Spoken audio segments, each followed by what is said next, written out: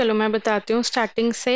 सबसे पहला हम टॉपिक पढ़ रहे हैं डायोड का। बट डायोड हमारा कहाँ से बना है? That is made up from semiconductor. अब सेमीकंडक्टर कहाँ से आया है? सेमीकंडक्टर है मतलब जैसे सिलिकॉन। और ये कहाँ से आया है? हमारे पास सैंड से। सैंड में क्या होता है? हमारे पास सिलिकॉन डाइऑक्साइड, उसको हम क्या करते हैं, कार्बन के साथ रिएक्ट करवा देते हैं। Then after that will get silicon and carbon dioxide. तो जो वो हमें सिलिकॉन मिलता है that is known as semiconductor. ठीक है, तो मैं फिर से बता रही हूँ कि सेमी कंडक्टर क्यों यूज हो रहे हैं, क्या है। हमारा जो डायोड है वो सेमीकंडक्टर से बन रहा है। तो सबसे पहले हमारे पास क्या थी? सैंड थी। सैंड को हमने कार्बन के साथ रिएक्ट करवाया और वहां से हमारे पास सेमीकंडक्टर आ गया। ठीक है, अब तुम्हें ये पता है कि एक होता है हमारे पास इंसुलेटर जिसमें बिल्कुल भी कंडक्शन नहीं होती, एक होता है हमारे पास सेमीकंडक्टर और एक होता है हमारे पास कंडक्टर। सेमीकंडक्टर जिसमें हाफ इंसुलेशन होती है, मतलब कुछ इलेक्ट्रॉन्स को वो फ्लो करवा देता है, अपने अंदर से पास करवा देता है, बट कुछ इलेक्ट्रॉन्स को वो क्या करता है? रोक लेता है। ठीक है, कंडक्टर तुम्हें पता ही है। अब मैं सेमीकंडक्टर क्यों बता रही हूँ उसका रीजन पता लग जाएगा। Semiconductor is basically divided into two category. या तो क्या होता है हमारे पास प्योर सेमीकंडक्टर होता है, या फिर हमारे पास क्या होता है? Impure semiconductor. Pure semiconductor is also known as intrinsic semiconductor, and impure semiconductor is also known as extrinsic semiconductor. तो एक्सट्रिंसिक सेमीकंडक्टर को दो कैटेगरी में डिवाइड करा है। या तो इम्प्योर, मतलब जैसे तुमने एक चीज सुनी होगी कि कभी भी हम प्योर गोल्ड को यूज नहीं कर सकते। नहीं कर सकते ना प्योर गोल्ड को। कोई मुझे रीजन बताएगा कि हम प्योर गोल्ड को यूज क्यों नहीं कर सकते? Hmm hmm because it is in melted form. तो अगर हमें गोल्ड को यूज करना है तो हम उसमें क्या करते हैं? कुछ इम्प्योरिटीज ऐड करते हैं ना। तो जिस तरह हम प्योर गोल्ड को यूज नहीं कर सकते उसी तरह हम प्योर सेमीकंडक्टर को भी यूज नहीं कर सकते। To make it use we have to add impurities. And what are those impurities? या तो हम इलेक्ट्रॉन्स ऐड करेंगे इम्प्योरिटीज के नाम पे, या फिर हम होल्स ऐड करेंगे इम्प्योरिटीज के नाम पे। ठीक है, इलेक्ट्रॉन्स ऐड कर रहे हैं तो तुम बताओ कौन सा चार्ज हो जाएगा इस पे? नेगेटिव चार्ज या पॉजिटिव चार्ज? नेगेटिव हो जाएगा। तो ये इलेक्ट्रॉन्स ऐड करते हैं तो ये कौन सा सेमीकंडक्टर बन जाता है? N type semiconductor. और अगर होल्स ऐड करेंगे तो कौन सा चार्ज डेवलप होगा? पॉजिटिव या नेगेटिव? हम्म होल्स पे कौन सा चार्ज होता है? पॉजिटिव होता है। तो यहाँ पे ये कौन सा चार्ज डेवलप हो जाएगा? पॉजिटिव। तो ये कौन से टाइप का सेमीकंडक्टर बन जाएगा? पी टाइप का सेमीकंडक्टर। तो यहाँ तक साइंटिस्ट ने करा that we got it at N type and P type. ठीक है, उसके बाद साइंटिस्ट ने सोचा कि let's recombine the P type semiconductor and N type semiconductor. P type और एन टाइप सेमीकंडक्टर को मिला देते हैं। P में as you know will have majority carriers of holes, इसमें बहुत सारे holes होते हैं। एंड N में we have majority carriers of electrons, इसमें हमारे पास बहुत सारे इलेक्ट्रॉन्स होते हैं। P में क्या होते हैं? थोड़े बहुत इलेक्ट्रॉन्स। और N में क्या होते हैं? थोड़े बहुत होल्स, as you know। तो जब इन्होंने देखा when we combine this P type and N type semiconductor, तो इनको एक नया डिवाइस पाया and that device name is diode. ठीक है, तो डायरेक्टली मैं तुम्हें बताती कि डायोड क्या है, पी टाइप और एन टाइप तुम्हें नहीं समझ में आता तो बेस मैंने बताया है कि ये आया कहाँ से है? सेमीकंडक्टर से आया है। Got it? ठीक है, अब यहाँ पे क्या होता है? बीच में तुमने 12th में डिटेल में पढ़ा हुआ है, डिप्लीशन रीजन होता है। यहाँ पे होल्स है तो यहाँ पे नेगेटिव आयंस होते हैं और वहां पे इलेक्ट्रॉन्स होते हैं तो वहां पे क्या होता है? हमारे पास पॉजिटिव आयंस डेवलप हो जाते हैं। राइट, अब ये बताओ मुझे, यहाँ पे पॉजिटिव चार्ज है, बैटरी का बड़े वाला टर्मिनल पॉजिटिव चार्ज, एंड छोटे वाला टर्मिनल नेगेटिव चार्ज। पॉजिटिव और पॉजिटिव एक दूसरे को क्या करेगा, अट्रैक्ट करेगा या फिर रिपेल करेगा, रिपेल करेगा, राइट। तो रिपेल करेगा तो ये होल्स कहाँ भागेंगे, इस साइड भागेंगे, राइट। सिमिलरली अब देखो ये नेगेटिव और ये नेगेटिव चार्ज, ये क्या करेगा, एक दूसरे को अट्रैक्ट करेगा या फिर रिपेल करेगा,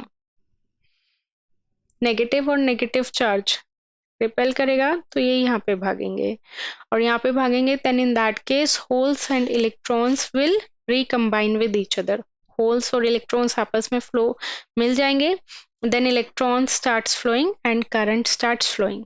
तो this type of biasing is known as forward biasing. इस टाइप की बाइसिंग को हम क्या बोलते हैं, फॉरवर्ड बाइसिंग, करेक्ट, ठीक है।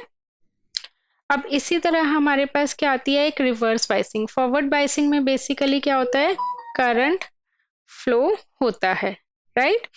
फॉरवर्ड बाइसिंग में क्या होता है, करंट फ्लो होते हैं और जो ये बीच की लेयर होती है what we called it as a depletion layer, some books you will get it as depletion region. तो एक ही बात है, कुछ अलग नहीं है। Next type is reverse biasing.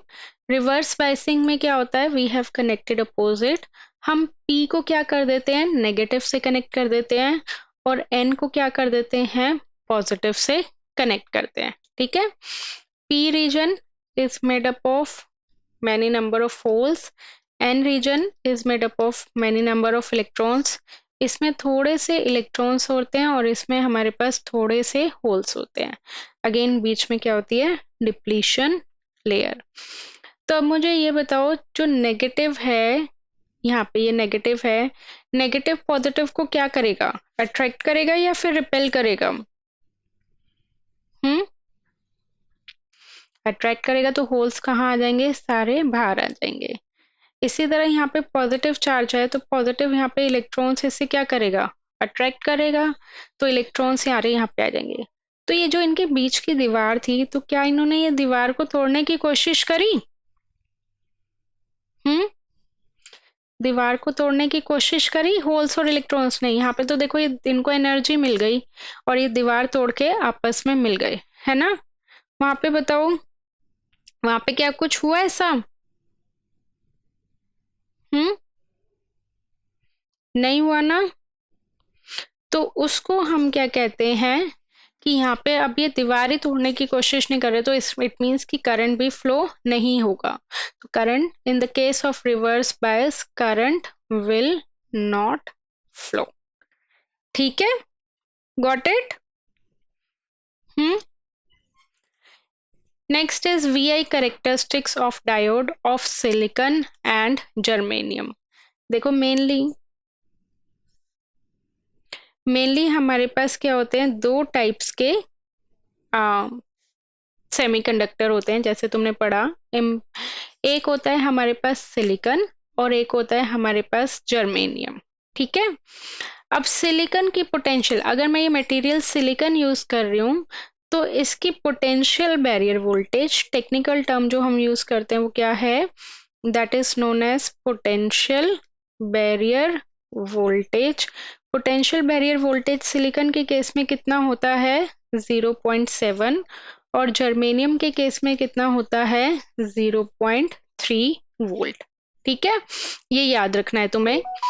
तो अब देखो तुम्हें समझ में आएगा कि क्या होता है सिलिकॉन और जर्मेनियम का रोल। सपोज ये मैंने सिलिकॉन का मटेरियल लिया, अब इसके जो पोटेंशियल बैरियर वोल्टेज मतलब बीच की ये दीवार है, अब यहाँ पे ध्यान से देखो, यहाँ पे बहुत सारे पॉजिटिव चार्ज डेवलप हो गए और यहाँ पे बहुत सारे नेगेटिव चार्ज डेवलप हो गए। तो ये बड़ा टर्मिनल है तो यहाँ पे क्या होगा, पॉजिटिव ऐसे मार्क हो जाएगा और ये नेगेटिव हो जाएगा। तो यहाँ से देखो ये एक तरह से इन्होंने अपनी वोल्टेज बना ली, क्योंकि इस साइड सारे पॉजिटिव चार्जेस हैं और इस साइड सारे नेगेटिव चार्जेस हैं, तो बीच की ये क्या बन गई, बीच की वोल्टेज। अगर तुम सिलिकॉन यूज कर रहे हो तो ये वोल्टेज कितने वोल्टेज की बनेगी, 0.7 की। और अगर तुम जर्मेनियम यूज कर रहे हो तो ये वोल्टेज की दीवार कितने वोल्टेज की बनेगी, 0.3। तो अब मान लो कि मैंने 0.1 वोल्टेज की एनर्जी दी, तो क्या ये 0.7 वोल्ट की दीवार को तोड़ पाएंगे, मान नहीं तोड़ पाएंगे ना। तो अब उसके बाद मैंने 0.9 वोल्टेज की एनर्जी दी, तो अब तो ये 0.7 वोल्ट की दीवार को तोड़ पाएंगे, राइट, क्योंकि उससे ज्यादा वोल्टेज आ गई। तो इस चीज को हम ग्राफ में, देखो ग्राफ में कैसे शो करते हैं इस चीज को, हमें बनाना होता है वीआई करेक्टरिस्टिक्स। करेक्टरिस्टिक्स का मतलब क्या होता है, ग्राफ, ठीक है, पेपर में आएगा, draw VI characteristics of PN junction diode. तो एक्स एक्सिस पे क्या लेते हैं हम, वोल्टेज, वाई एक्सिस पे क्या लेते हैं, करंट। तो एक्स एक्सिस पे वोल्टेज है तो यूनिट क्या होती है इसकी, वोल्ट्स होती है। करंट की यूनिट क्या होती है, स्टैंडर्ड यूनिट मिली एम्पियर। यहाँ पे ये जो हम बनाते हैं, अगर पॉजिटिव वोल्टेज और पॉजिटिव करंट है तो वो कौन सी बाइसिंग हो जाती है हमारे पास, फॉरवर्ड बाइसिंग। बट अगर हमारे पास नेगेटिव करंट है और नेगेटिव ही वोल्टेज है तो ये वाली बाइसिंग कौन सी हो जाती है हमारे पास, रिवर्स बाइसिंग। ठीक है, ये चीज क्लियर है। अब देखो ध्यान से देखो, मैंने ये सिस्टम जो तुम्हें बताया ये पॉजिटिव फॉरवर्ड बायस का बताया है, राइट। फॉरवर्ड बायस में अगर तुमने 0.1 वोल्टेज की एनर्जी दी है तो ये 0.7 वोल्ट की दीवार को नहीं तोड़ पा रहे थे, और तोड़ नहीं पा रहे थे तो इसका मतलब करंट फ्लो होगा, नहीं होगा ना, करंट भी फ्लो नहीं होगा, राइट। तो ये कितना हो गया, 0.4, 0.6, 0.8। तो हमने स्टार्टिंग में कितनी वोल्टेज दिया, जीरो, जीरो से शुरुआत होगी, 0.2, 0.6, 0.7। जैसे ही वो 0.7 को क्रॉस करेगा एकदम से सडनली करंट राइज हो जाएगा। ठीक है, समझ में आ गया ना। 0.1 वोल्ट दी, थोड़े छोटे छोटे से होल कर लिए, एक एक इलेक्ट्रॉन एक एक होल फ्लो होने लग गया, तो थोड़ी सी बिल्कुल माइनर करंट फ्लो हो रही है। वैसे भी देख लो जो हमने करंट लिया है वो किस में लिया है, मिली एम्पियर में। मिली मीन्स 10⁻⁻3, जो कि बहुत कम होती है। बट जैसे ही उसने 0.7 वोल्ट को क्रॉस करा, करंट सडनली राइसेस। ठीक है, तो यहाँ पे तुम लिख सकते हो 0.3 volt that is for germanium, 0.7 volt that is for silicon. तो अगर ये वाला ग्राफ होगा तो ये क्या होगा, सिलिकॉन का होगा। और अगर मैं 0.3 का ग्राफ बनाऊंगी तो 0.3 का ग्राफ देखो इस तरह से होगा कि 0.3 आते ही समथिंग, थोड़ा सा अप्रॉक्स ले रही हूँ, वो क्रॉस कर गया।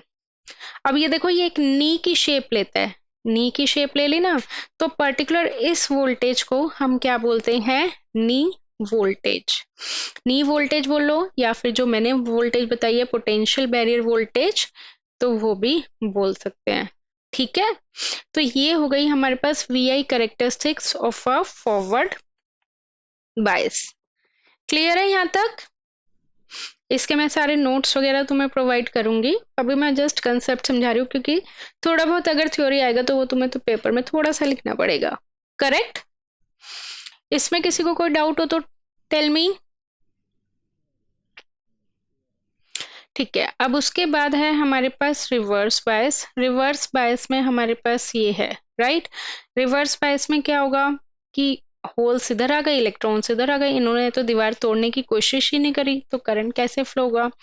तो हमने वोल्टेज बढ़ाए जा रहे हैं, बढ़ाए जा रहे हैं, बढ़ाए जा रहे हैं, बढ़ाए जा रहे हैं, बढ़ाए जा रहे हैं, एक लिमिट पे आके करंट फ्लो होने लग जाएगी। अब तुम कहोगे कि मैम इसमें कैसे फ्लो हो सकते हैं जब होल्स और इलेक्ट्रॉन्स तो जा ही नहीं रहे। तो देखो एक एग्जांपल देती हूँ मैं, ये दीवार है, ठीक है, और यहाँ पे पानी है। पानी का फ्लो, तुमने 10th में भी पढ़ा था, पानी के फ्लो को हम वोल्टेज से कंपेयर करते हैं कि पानी का हम प्रेशर बढ़ाए जा रहे हैं, बढ़ाए जा रहे हैं, बढ़ाए जा रहे हैं, नहीं दीवार टूट रही, और बढ़ा रहे हो और बढ़ा रहे हो और बढ़ा रहे हो, एक लिमिट से ज्यादा बढ़ाओगे तो पानी के प्रेशर की वजह से ये दीवार टूट के गिर जाएगी, होगा। अब इसकी लैंग्वेज में आ जाओ कि यहाँ पे नंबर ऑफ इलेक्ट्रॉन्स हैं, माइनॉरिटी कैरियर, मान लो 1000 होल्स हैं तो उसमें से 10 ही इलेक्ट्रॉन्स हैं माइनॉरिटी, यहाँ पे 10 ही होल्स हैं। ठीक है, अब तुम होल्स और इलेक्ट्रॉन्स को इतनी ज्यादा एनर्जी दे दोगे तो वो थोड़ी सी दीवार तोड़ देंगे ना अपने 10-10 के लायक, कि 10 छेद कर देंगे, वो 10 होल्स कर देंगे कि वो इलेक्ट्रॉन और होल आपस में मिल जाए। कब, जब उन्हें तुम एक्सट्रीम एनर्जी प्रोवाइड करोगे। यहाँ पे तुमने 2 वोल्ट दी दीवार नहीं टूटी, 5 वोल्ट दी, दीवार नहीं टूटी, 10 वोल्ट दी, नहीं टूटी, 100 वोल्ट दी, नहीं टूटी। अगर तुम 1000 वोल्ट तक जा रहे हो तो माइनॉरिटी कैरियर्स को तो बहुत ज्यादा वोल्टेज मिल जाएगी, यस और नो। माइनॉरिटी कैरियर्स अपनी एनर्जी को यूज इस एनर्जी को यूज करेंगे, क्योंकि वो तो जाएंगे ना, नेगेटिव नेगेटिव रिपेल करेगा, तो वो उधर जाएंगे, इधर पॉजिटिव पॉजिटिव रिपेल करेगा माइनॉरिटी कैरियर्स के लिए, तो वो दीवार तोड़ के वो थोड़ा सा करंट फ्लो कर देंगे, but that current is known as leakage current. उस करंट को हम क्या बोलते हैं, लीकेज करंट। तो current which is flowing due to the minority carriers, that current is known as the leakage current. वो हमारे किसी काम की नहीं है करंट, बट वो अगर तुम एक्सट्रीम एनर्जी दोगे तो उसमें लीकेज करंट फ्लो होती है। ठीक है, क्लियर है ये? अब इसी तरह इसमें भी अलग अलग केसेस हैं, like less than 20 micro ampere for the case of silicon, less than 50 micro ampere for the case of germanium. ये चीज चाहे तुम याद करो ना करो, बट ये तुम्हें याद करना पड़ेगा, दैट 0.3 एंड 0.7 वाली वैल्यू। Okay, got it? बोलो, यहाँ तक कोई डाउट हो तो ये जनरली पूछ लेते हैं, draw the diagram. After that next case है जो मैंने बताया था, first question we will get it as based on V characteristic of diode, next question we can get it based on diode current equation. तो diode current equation पे जो देखा गया है, every time you will get the numerical. Okay, so as you know diode symbol is like this, correct? This one is known as anode and this one is known as cathode. If anode is connected with P and cathode is connected with N, then that is known as forward bias. ठीक है? And vice versa.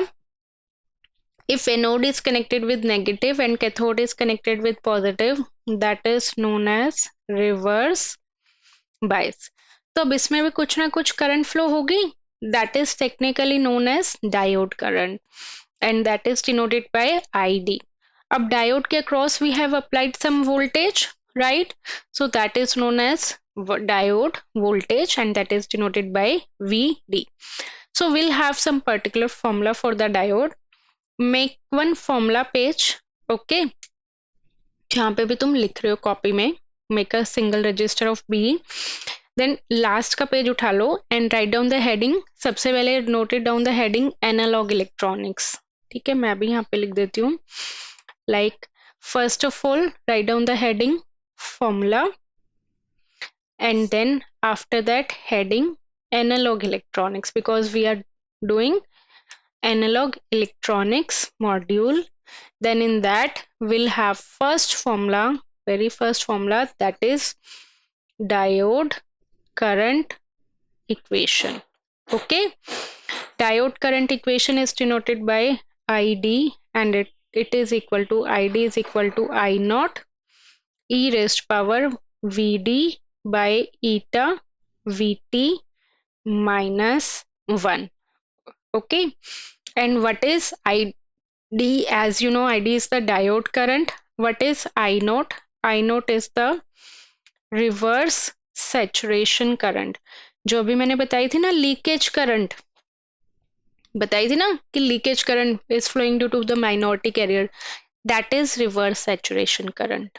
Okay, and VD, as you know, VD is the applied voltage, that how much voltage we have applied across the diode. VT is basically the thermal voltage and उसका एक particular formula होता है, that is T divided by 11600. What is T over here? T is the temperature and its standard unit is in Kelvin. ठीक है, if you are having the temperature given in the Celsius, then add 273, then that will convert it into Kelvin, correct? Ab now next is eta, we'll have fixed value for eta. If we'll have germanium, then eta value is equal to 1. If we'll have silicon, then in that case eta value is equal to 2. ठीक है, now VD is up, and from these 1, 2, 3, 4. 4 are the unknowns. From these 3 unknown will be given and fourth one you need to calculate it. ठीक है, write down the formula. Now after that इसी में एक formula लिख लो, sometime they will ask you the static resistance. Okay, static resistance formula is Vd divided by Id. Vd is the applied voltage, Id is the diode current, and sometime they'll ask you the dynamic resistance. इसी में ही पूछ लेते हैं। Dynamic resistance का formula is eta Vt divided by Id plus I naught. Vt, eta, Id, I naught, all values you know about it. ठीक है, and yeah, one formula you need to use, that is for mainly the temperature change. मतलब अगर दो temperature दिए हुए हैं और दो करंट पूछे हुए हैं, so for that we need to use this formula, I02 is equal to I01 2 raised power T2 minus T1 divided by 10. ये 10 ध्यान रखना इसी के पावर की डिवीजन में है, ठीक है।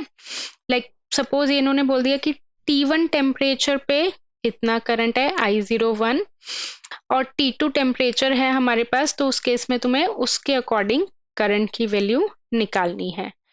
तो ये T1 है, this is for temperature T1 पे I01 करंट है, T2 टेम्परेचर पे I02 करंट है। Once you'll do numerical, then it would be more clear to you. First write down the formulas. ठीक है, सी इन दिस क्वेश्चन, ये तुम्हारे paper में दो से तीन बार रिपीट हो चुका है, वैल्यूज चेंज है बट पैटर्न यही है। Silicon diode has a saturation current. Saturation current means they have given the value for I naught. Okay, 1 picoampere. Picoampere means 1 into 10 raised to power minus 12. So that means you need to convert it into standard unit. At temperature they have given 20 degrees Celsius. So temperature को, as I told you, you need to convert it into Kelvin. So 273 plus 20 is equal to 293 Kelvin. ठीक है, now they are asking diode bias voltage when diode current is 3 milliampere. Diode current means ID, that is 3 milliampere means 3 into 10 raised to power minus 3 ampere. यही होगा। So now you will have the formula. क्या formula होता है? ID is equal to I naught e raised power Vd by eta Vt minus 1, यही होता है।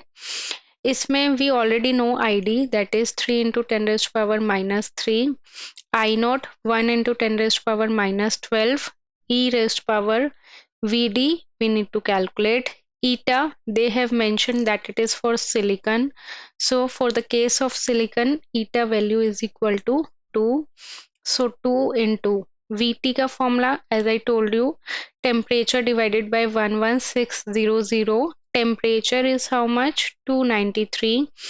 So 293 divided by 11600, that would be how much? अगर solve करोगे तो you'll get 25.25 millivolt. ठीक है, so millivolt you need to convert it into 10 raised to power minus 3 volt. तो ये कितना हो जाएगा? 25.25 into 10 raised to power minus 3, and then after that -1 ये पूरा अलग से है, ठीक है, उसके पावर में नहीं है, ये नॉर्मल है। तो अब देखो, कहने में तो आसान लगता है कि बस Vd की वैल्यू कैलकुलेट करो, मैक्सिमम बच्चे यहीं अटक जाते हैं।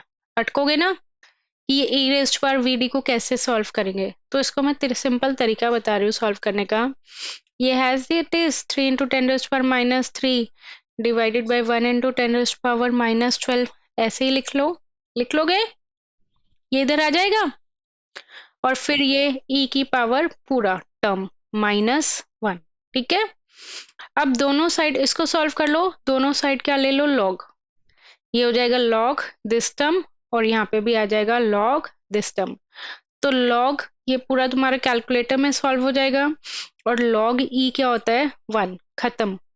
वो वाली टर्म ई वाली बेसिकली खत्म हो जाएगी, तो तुम्हारे पास सिंपल इस टर्म्स में आ जाएगी Vd बाय दिस टर्म -1। -1 को उधर भेज देना, लॉग वाली टर्म खत्म हो जाएगी क्योंकि तुम्हारे पास एक पर्टिकुलर वैल्यू आ जाएगी, फिर क्रॉस मल्टीप्लाई कर देना, then you will get the value for Vd। After that उसी में ही इन्होंने नेक्स्ट पार्ट पूछा हुआ है, B part. What they have said in the B part, they said कि नाउ, पहले जितना पढ़ा है उसके साथ साथ सॉल्व करते जाओ. Next they are asking diode bias current. Basically we need to calculate I D, है ना. When the temperature changes to 100 degree Celsius, temperature हमारा कितना हो जाएगा जब 100 डिग्री सेल्सियस. तो देखो तुम यहाँ पे वो वाला फॉर्मूला यूज कर सकते हो, टेम्परेचर चेंज वाला. अब मैं फिर से फॉर्मूला लिख रही हूँ, I D is equal to I not, right, e raised power eta V D by eta V T minus 1. यही है फॉर्मूला. अब इसमें देखते हैं हमें क्या पता है. आई नॉट पता है? नहीं पता, क्योंकि टेम्परेचर चेंज हो गया तो आई नॉट की भी वैल्यू चेंज हो जाएगी, राइट. ई पता है? पता है. V D which you have get it from the previous part, A part से वी डी की वैल्यू आ जाएगी.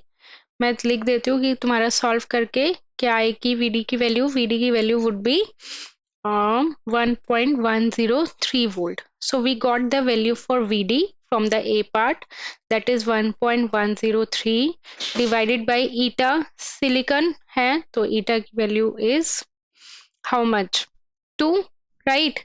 VT is the temperature change, तो temperature divided by 11600, temperature कितना हो गया 100. 293 plus 100 कितना हो गया 393 डिवाइडेड बाय 11600, है ना. तो इसको सॉल्व कर लेना, you will get 32.15 milli volt. तो वीटी की वैल्यू आ गई 32.15 मिली वोल्ट माइनस 1. बट अभी तुम्हें किसकी वैल्यू चाहिए? तुम्हें आई नॉट की वैल्यू चाहिए, right. You need to get I not की वैल्यू, एंड आई नॉट की value you can get it by using temperature change वाला फॉर्मूला. एक फॉर्मूला मैंने बताया था ना टेम्परेचर चेंज का, क्या? I02 is equal to I01 2 raised power T2 minus T1 divided by 10. ठीक है. 2 पता है? पता है. T1 पता है? T1 मतलब कितना, पहले कितना टेम्परेचर था 20 डिग्री सेल्सियस, तो T1 इज 20 डिग्री सेल्सियस. बाद में कितना टेम्परेचर हो गया 100 degree Celsius, so T2 is 100 degree Celsius. जब टेम्परेचर 20 डिग्री सेल्सियस था तो सैचुरेशन करंट कितनी थी 1 pico ampere, so that means I01 is 1 pico ampere. तो अब टेम्परेचर 100 डिग्री सेल्सियस है तो I02 की वैल्यू आ जाएगी. आ जाएगी या नहीं आएगी बताओ.